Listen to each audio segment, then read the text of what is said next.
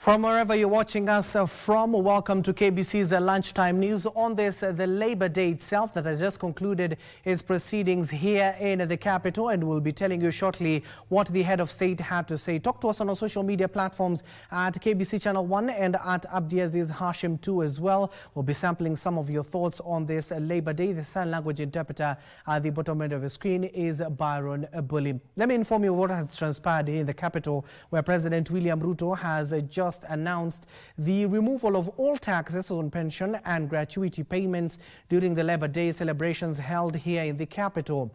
Ruto says the proposal contained in the finance bill before the National Assembly seeks to ensure Kenyan workers retire in dignity. Further, he said the finance bill contains proposals that he says will stimulate economic growth, deliver efficiency and enhance competitiveness, in even as he hailed the government policies for enhancing the saving culture. Of course, in the meantime, we'll be bringing you this particular story any moment from now. There you have it. Those were the proceedings earlier on at the Uhuru Gardens.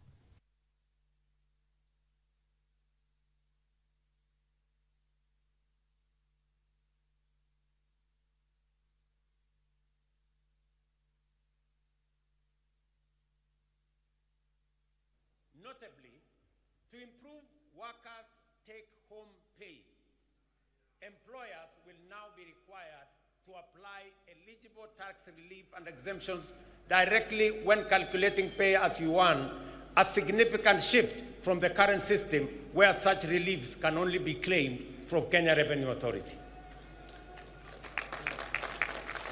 Precisely what Atwoli was talking about.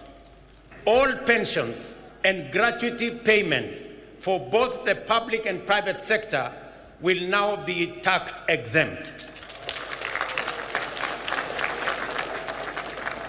This reform is a recognition of the service and sacrifice of our senior citizens and workers, and a step towards ensuring that retirement is met with dignity, not stress. Small businesses will also benefit from simplified tax treatment, as they will now be allowed to fully deduct the costs of everyday equipment in the year of purchase, thereby eliminating unnecessary delays in accessing or assessing tax relief.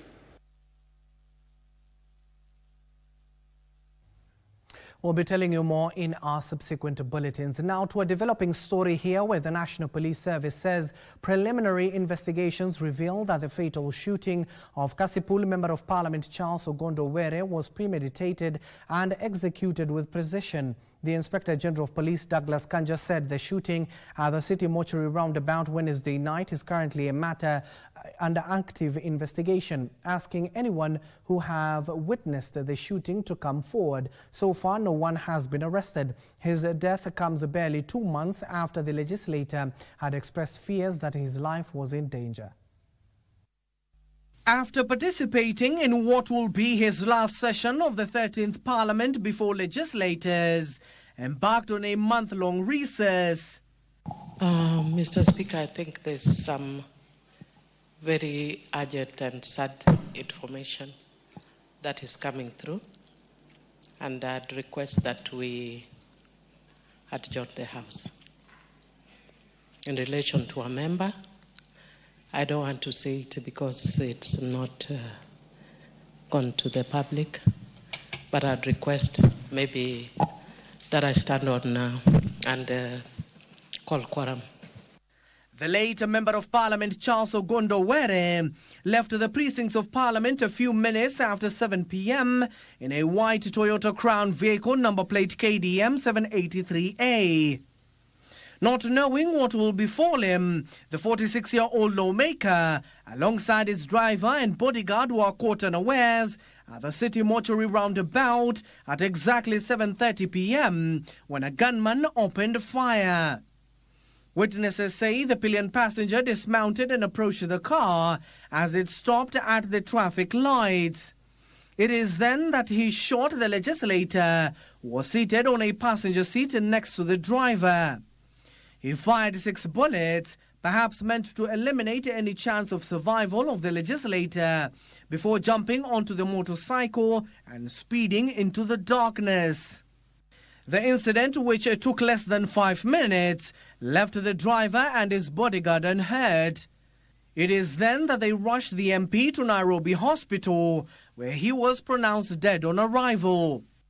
This will spark a series of events as detectives combed through his car and reenacted the crime scene, while MPs who got wind of the incident rushed to the crime scene and later to Lee Funeral Home, where his body was taken.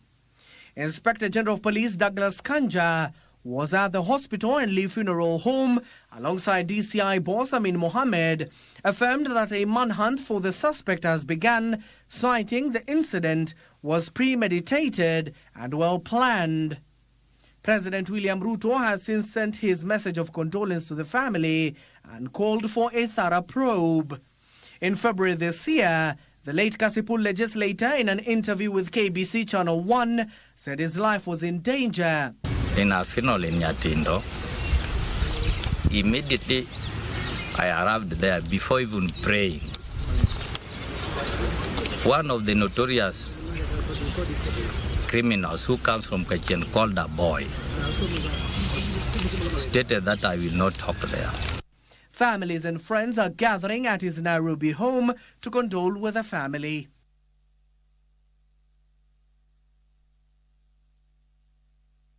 And of course, we'll be having a detailed report in regards to the death of that particular legislator. We have dispatched able reporters to various parts of this particular country to inform us in regards to that particular investigation. As and when we get those particular links, we'll be sharing them with you. Elsewhere, the driver who was murdered by bandits a week ago along the Marigat-Loruk highway in Baringo County has been laid to rest. Paul Kipchirchir, who met his death while heading to Nginyang Livestock Market in Tiati constituency, has been laid to rest at his home area of Mogotio constituency.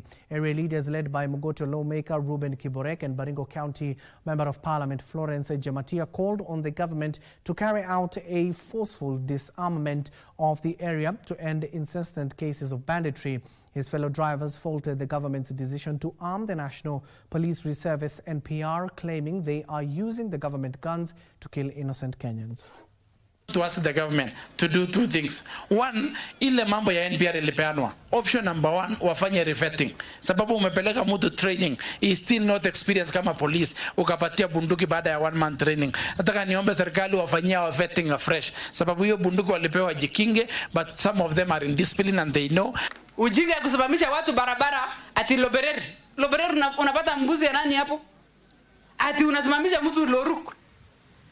Chief aliuliwa Loruk ambaye ni Mpokot. Anauliwa na risasi ya serikali na chief amevaa uniform ya serikali.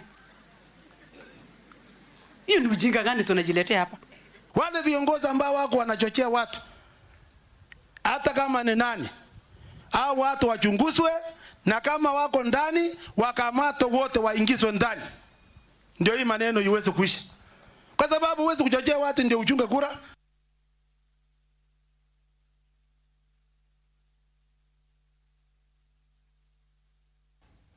Well, of course, we're keeping an eye on various other stories also making headlines at this hour. As I told you, we're keeping an eye on the development of the death of Kasipul Member of Parliament, as well as the Labour Day reactions. When we get a hold of our reporters, we'll be heading over there live. Now, elsewhere, county governments are proposing the incorporation of all learners at all levels in the National School Feeding Programme, especially in vulnerable regions. Education executives from Makueni, Embu and Isiolo counties said involving children outside early childhood development education (ECDE) will fast track the government's plan to reach a target of 10 million children by 2030. In a move aimed at enhancing Kenya's school feeding program, the African Agricultural Technology Foundation has embarked on a 3-year research initiative to promote healthy and sustainable diets in schools. The project to be implemented in Embu, Makueni, Isiolo and Nairobi counties is also expected to support local farmers, aggregators and food processors to create a robust and resilient local food system. ATF is pleased to join hands with the government of Kenya to enhance its efforts in its ambitious plan to feed all 10 million primary school learners with meals provided within the school by the year 2030 through domestic investment.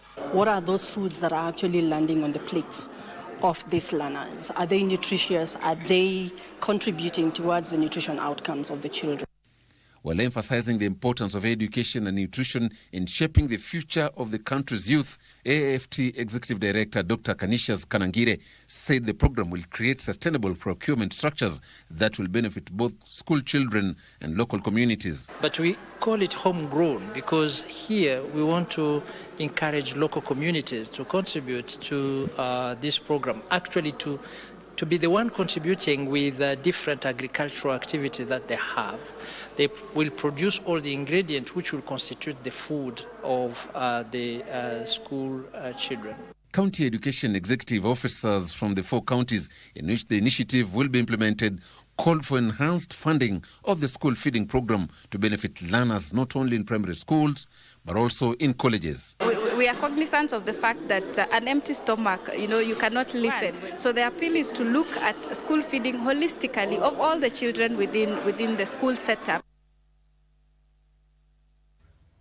Now let's go back to our top story this afternoon, focusing on the death of a Kasipul Member of Parliament, that is Charles Ogondowere, who the National Police Service are investigating that particular matter. Let's head over to Karen in one of the houses for the former legislators, where we do understand leaders as well as members of the public have been able to get a chance to, of course, go condole with the family. Joining us right now, you can see other leaders. Let's listen to what the leaders are saying.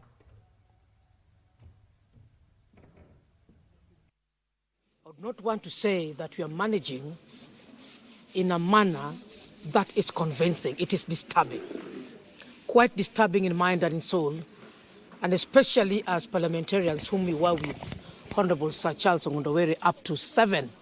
Let me say I was with him up to 7:15, not actually 7 only. And within less than 20 minutes, you hear and read on social media that is normal.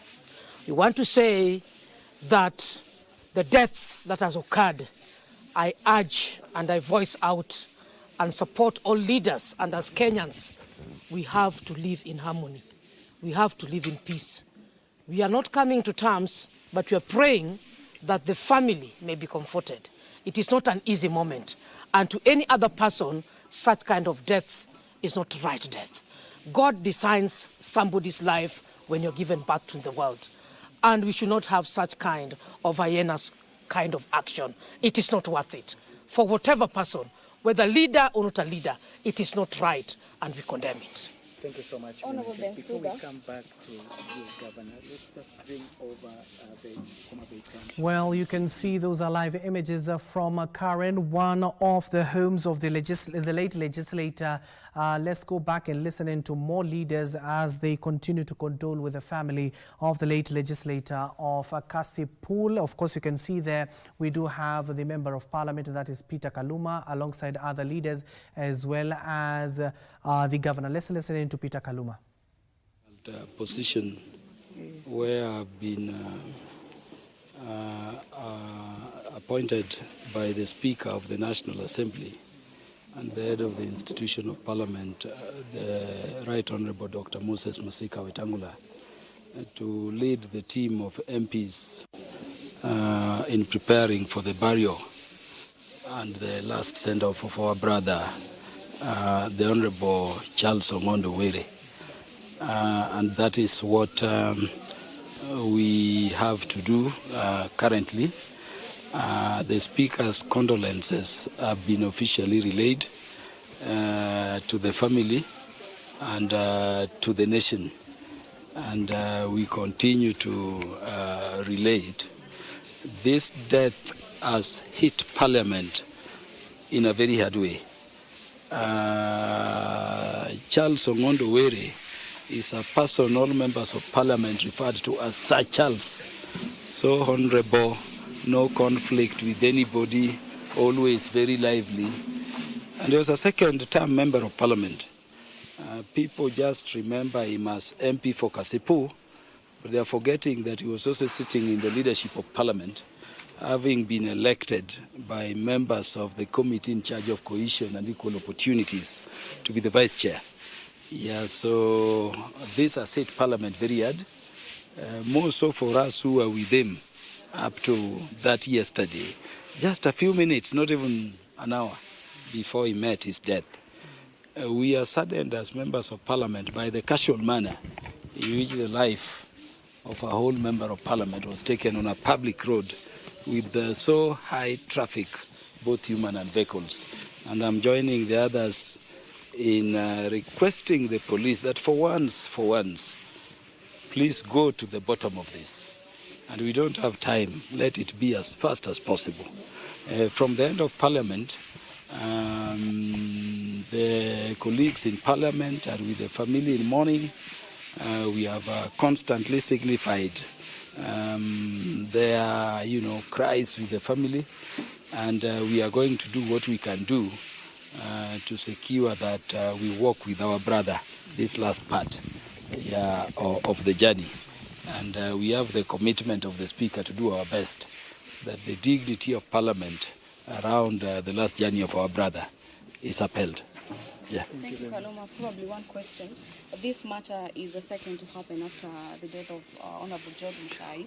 And this is coming at a time when the Speaker has urged members of Parliament that when you go to the ground during this recess period, you take the time to engage your constituents. So this having happened, what is your take as lawmakers? What do you tell Kenyans who are probably aggrieved by their representatives in terms of taking action into their hands? Yeah, well, our people, it is painful. Death comes. The death that our brother Sir Charles Ongondowere has faced is the most untimely, the most unexpected kind of death for a leader. But this should not be the reason for us to take anything into our hands. Let us leave it in the hands of God and in the hands of the investigative agencies. The request we would make is that justice be done. As the request we'll continue to make. Let us know ultimately how and the circumstances leading to the casual manner in which the Honorable Charles Ongondowere was killed. Yes.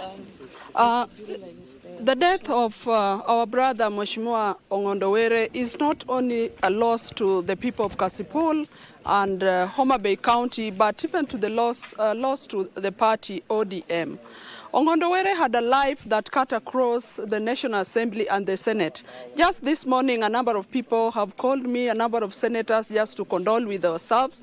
But all I want to say is that really politics, there's nothing that warrants such a loss. And even if it were politics, politics come and go, but our life remains. We condole with the people of Kasipul, Homa Bay County, and Kenyans at large.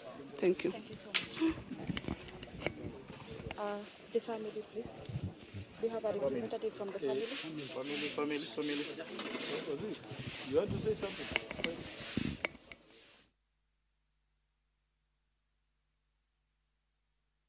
Well, those are a host of ODM leaders who have converged at the late MP's house there in Karen, Nairobi County, of course condoling with the family members who have also congregated there and a host of community members. Let's go back and listen in to some of the family members.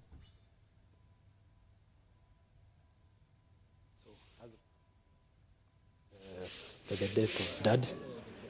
I know it's difficult, but as Governor said, let's give the authorities time to do the investigations and make conclusions. But as a family, we urge all Kenyans to pray for us in this difficult time. Thank you. What's your name? Boy Dwere. Yeah, thank you. On behalf of the family, let me take this opportunity to thank God for giving us this opportunity, and also to thank God for giving us Sir Charles.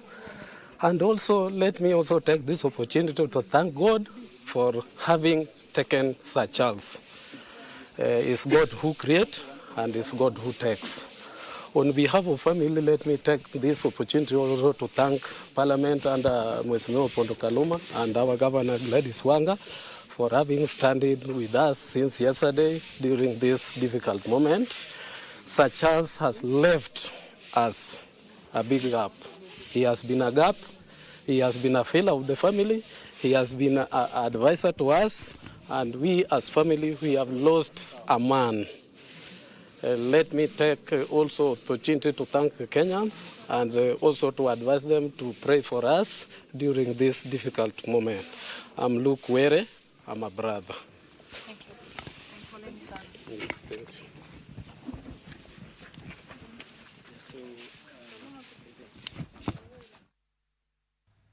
Well, that is our reporter Gladys Mungai just conversing with the family members of the late Kasipul Member of Parliament, that is Charles Ogondowere, following his untimely demise at the roundabout in the city mortuary, rather, I should say. And of course, police have just announced that they will be investigating that particular matter. Yesterday night, the IG as well as the DCI boss, Amin Mohammed, spent a lot of time at the Nairobi hospital where he was rushed to, as well as a Lee Funeral Home, of course, conducting the investigations. The police have currently launched a manhunt for these suspects. And of course, we do anticipate any moment from now, the assailants behind this particular tragedy will be announced, of course, and apprehended at the end of the day. And our reporter Gladys Mungai will continue conversing to the leaders and the family members who have converged at his home in Karen, Nairobi County, to just brief us in our subsequent bulletin. Let's come back here to the studio and continue with other stories making headlines at this hour. Now, nutrition services at the Jaramogi Oginga Odinga Teaching and Referral Hospital in Kisumu County are set to improve following the commissioning of an ultra-modern kitchen. According to the hospital's Chief Executive Officer Richard Lesiampe, the new state-of-the-art facility now offers improved hygiene and clean cooking, which he said will revolutionize patient care at the vast hospital. Russian ambassador to Kenya, Vesvelov, said that while commissioning the first phase of the ultra-modern kitchen, committed to mobilize more financial support for the progressive improvement of services at the hospital. Theatres, intensive care units and the ongoing cancer care center are among the facilities that Ambassador Shaneko earmarked for improvement. The construction of the Jaramogi Oginga Odinga Teaching and Referral Hospital, which is popularly known as the locals as Russia, was supported by then the Soviet Union government as part of the multilateral collaboration between Kenya and Russia. No, the symbol of our cooperation with the Russian people in this country is actually in Kisumu. The single most important investment that we have from the Russian people is the Jaramogi Oginga Odinga Teaching and Referral Hospital, famously known as Russia. And so today we are here with the ambassador to officially open the modern kitchen, which you have been told has been constructed by the support of the Russian government. This kitchen is running in very efficient.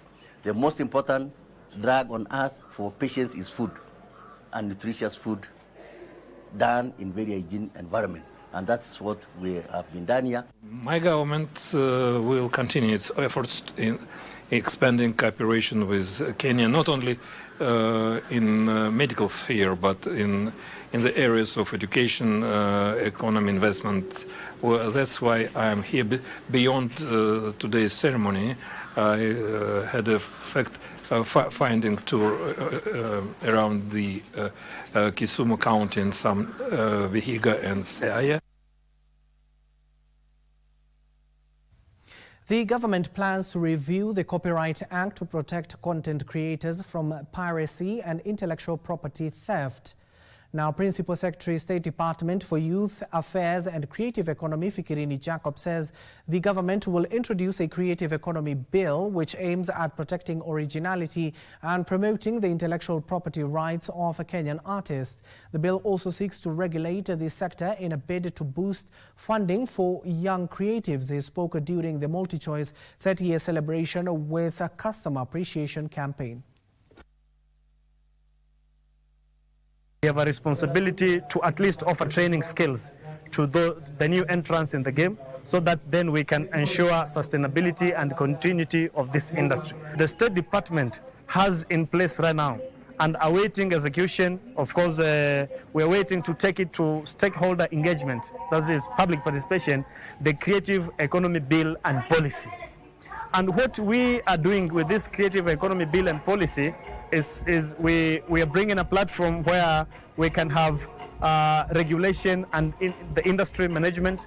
And the whole essence of this is we want also to create a platform where we can enhance funding and incentives, because we believe this will be the catalyst to spur the growth of this kind of sector. I think that's very, very important. And another angle which is brought forth by the economy bill is the issue of copyright. I understand our Kenyan youth have been very, very creative, but have been having challenges in terms of copyright. Our Kenyan youth brings up another very big idea which can sell better in the industry, local and globally, but it's taken off, simply because we have no strict copyright regulations. We're very proud about that. Of course, still with the youths across the country have been challenged to harness their talents and skills to create sustainable sources of income as a way of addressing the rising cases of unemployment trend in the country. Speaking during the Brand Ambassadors Search competition for the AfriSense soap at the University of Nairobi, Pwani Oil Products brand manager Helgen Shali called on the youth to shift their focus from job seeking to value creation through leveraging talent and innovation. The competition brought on board participants from diverse backgrounds, showcasing their abilities in modeling and communication, as well as performance, with the winners expected to represent the AfriSense nationwide. Let's empower the young girl child. Let's see how best they can bring out their motivation, because Gen Zs are full of potentials, unlike the other generations. You give them something, they run with it, they go do their best. So we thought it's best we come engage university students, their vibrant energy, on how best they can put their best foot forward, how they can bring up the entrepreneurial skills, each and every skill set that they have. We need to have a fresh outlook on talent. We need to stop having a stereotype of a kind of model that we should have. We need to have as diverse pool of talent as possible and create more opportunities for the diverse talent to also thrive in. And also the other thing is the models now. I'd encourage them to step out more. Honestly, I've never participated in any pageant, and I just came out and I showed up. I did my best. Yeah, so I just tell them to try it. If there's something that you really want to achieve, just go for it. And in other news, Ruiru Member of Parliament Simon Kingara says he's concerned over what he says is the abandonment of more than 10,000 faulty transformers at a site for over 10 years. Kingara says he is willing to work with KPLC and relevant ministries to streamline procurement processes, replace outdated infrastructure and prevent similar equipment dumping. He was speaking during a tour of the site by the National Assembly Committee on Energy, where it emerged that the electricity company is considering selling the unused equipment to scrap metal dealers.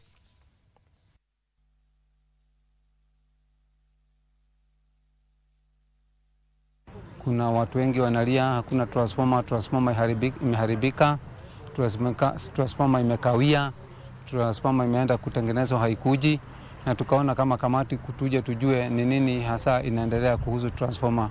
Lazima tutafute njia mwafaka ya kuona umeme umekuwa kwa watu au kwa wananchi kwa mfululizo. Hizi zote zimechapa hapa ni zile transformer zimeharibika. Tunataka kujua kama zimekuwa zikidumu kulingana na muda wake, mpango wa muda wake. Kwa sababu inaweza kuwa transformer imenunuliwa leo, kesho ikaharibika. And that story takes us to a first commercial break here on KBC's Lunchtime News. Don't go too far, we still have more for you on the other side.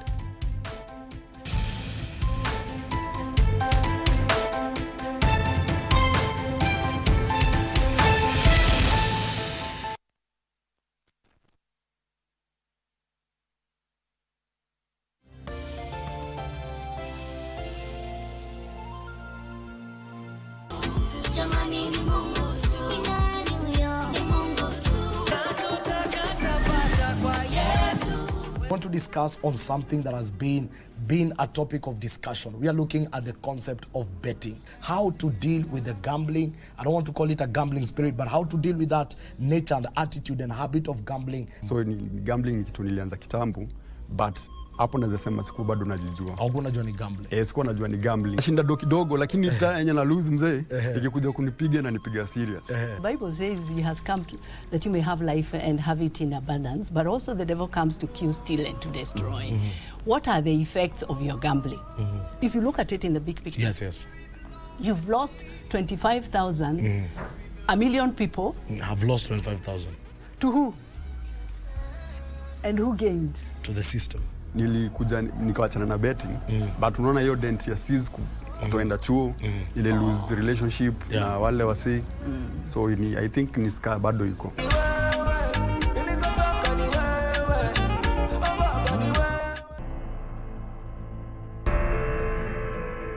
Madam, pick up your phone, please. Don't tell me what to do. Nani amenigonga? Toka! Nini kinaendelea huko? Why will he respond to your WhatsApp messages and not our calls? Bigi ni msemo refu sana, but bibi yake ni fala. Why are you giving me an attitude? What attitude? I don't have an attitude. Then why are you behaving like that? I don't like the way you talk to me like you talk to other girls out there. I'm your wife. Nothing is as it was before now, is it? What are we toasting to? I know nothing.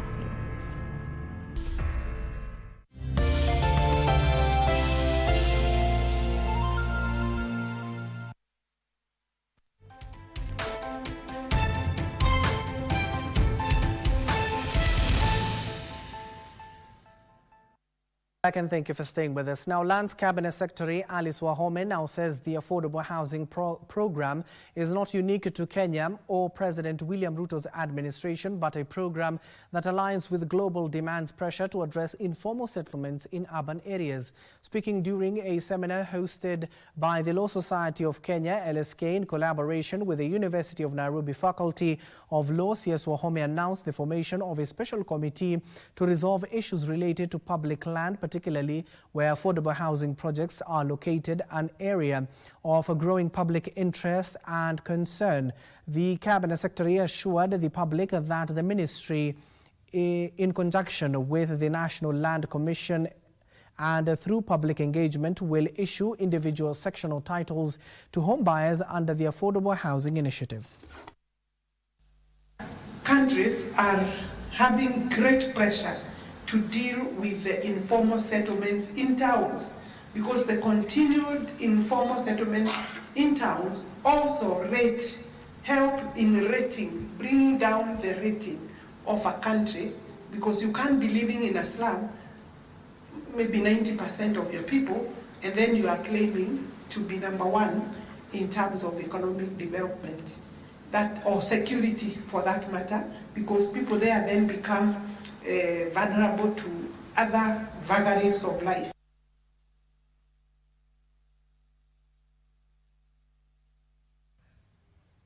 Now let's take a look at what is happening at the devolved units. Women and youth in Mombasa County have been encouraged to take advantage of the existing Women and Youth Fund to economically empower and grow their businesses. Speaking during the handover event of 6 coconut oil presses and 2 coconut filter machines at Shanzu Teaching Training College, Ushiriki Women Chairperson, that is Tessie Mudavadi, said the initiative is meant to empower and create sustainable independence in their businesses. This and more stories is in our county's news roundup. Sentiments echoed by Mombasa women representative Zamzam Mohammed, who promised to work effortlessly to ensure that through more donors, the women and youth benefit immensely.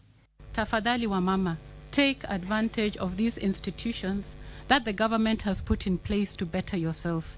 We are not just handing over machines. We are unlocking opportunities. We are creating businesses, building self-reliance, and planting the seeds of prosperity for generations to come.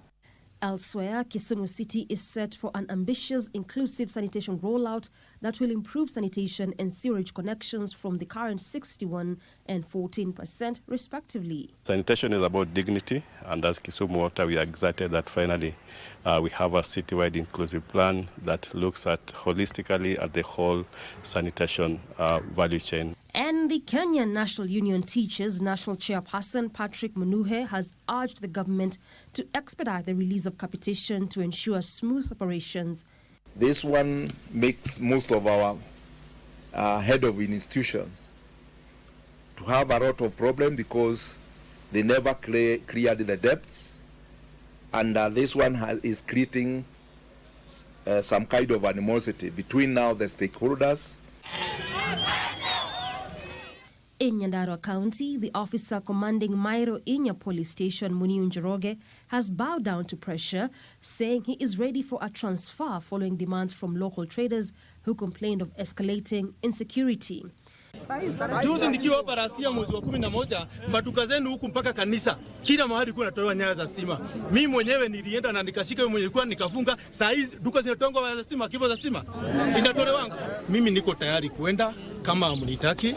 National Liberation Party leader Augustus Muli has cited the lack of development in the eastern region to some opposition leaders in the region who he says are making boardroom decisions on behalf of the community without their full consultation.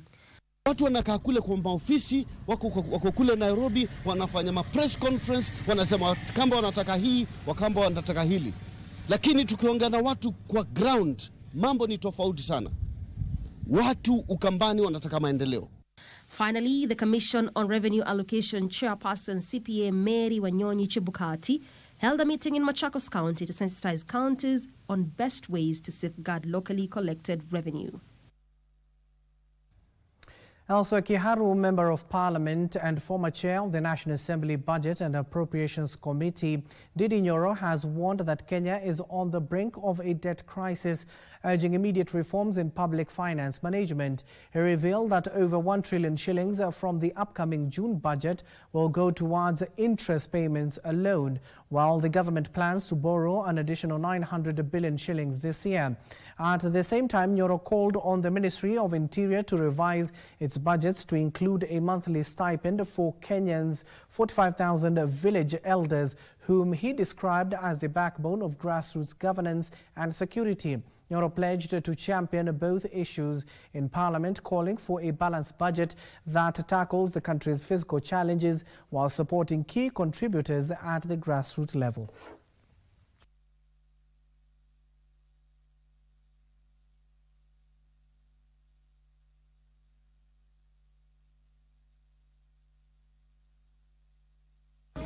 Lakini tukiangalia pia ile madeni tunatarajia kukopa hii mwaka ambayo inakuja ya kiserikali ni karibu bilioni 900, 900 billion shillings ambayo tunataka kukopa. We cannot continue digging the hole. It is time that we must rise up to the occasion as a country and reward our village elders, all the 45,000 of them, with a stipend of not less than 8,000.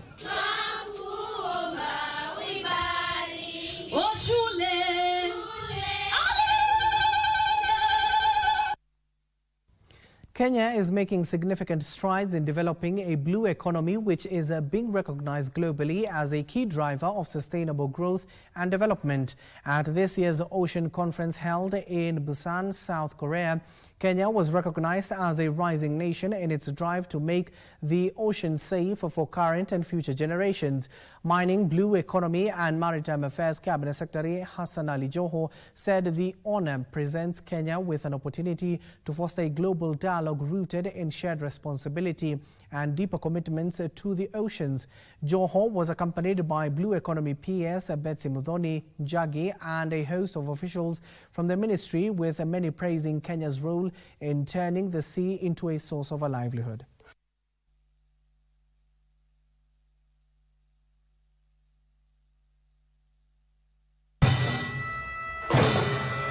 It is with great honor and humility that I extend a warm invitation to each one of you to join us in Kenya for the 11th Our Ocean Conference. This marks a historic milestone, the first time this esteemed global conference will be held on an African soil. Africa is home to some of the world's most diverse marine ecosystems, essential for food security, economic prosperity, and cultural identity. We look forward to mobilizing bold collaborative solutions and new global regional partnerships for the health of our oceans. This is more than just an acceptance. It is a commitment to lead. Let us build on the momentum of this year's achievements to ensure that our ocean remain a source of life, food, identity, and opportunity for current and future generations. Thank you. May the commitments made here in Busan carry forward to the African continent. Head coach Patrick Odhiambo is hopeful his side can collect maximum points when they play 15th place Talanta FC in the FKF Premier League clash at the Dandora Stadium on Friday afternoon. It will be one of the two matches of Friday, with the other featuring Sofapaka against Mathare United.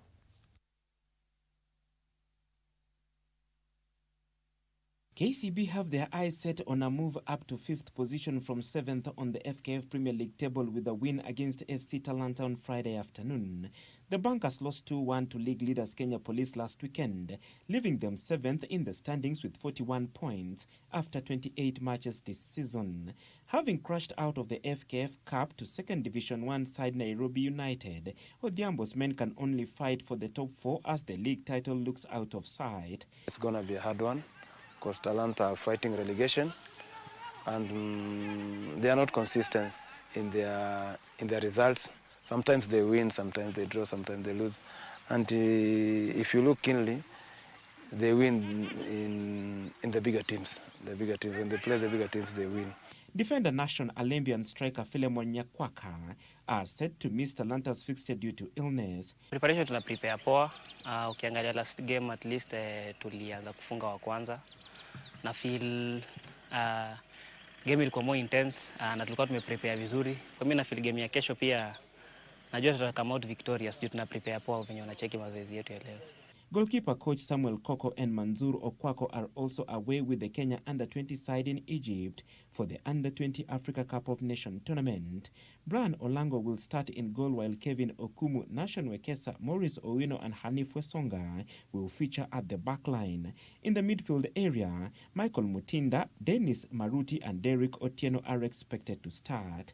Kinyanjui James, Danson Kiprono and Patrick Otieno, who has 2 goals in his last 2 matches, will lead KCB's attack.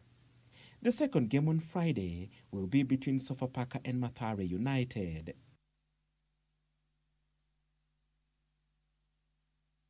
And of course, if in case you missed yesterday night's match, Barcelona and Inter Milan, it was a classic match in Spain. Of course, it ended in a 3-3 draw where Yamal scored in the 24th minute after Thuram opened the game in a shocker in the first minute.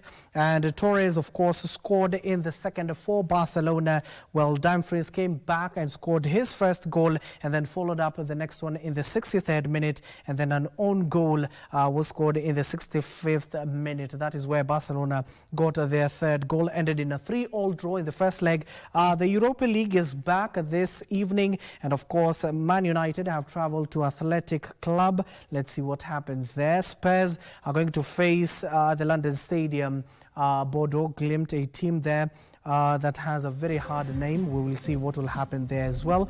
Aside from Europa, all the matches will be in the second leg played in next week. That is all we had for you this afternoon. My name is Abdiaziz Hashim. The sign language interpreter at the bottom of the screen is Baron Abuli. Good afternoon for now.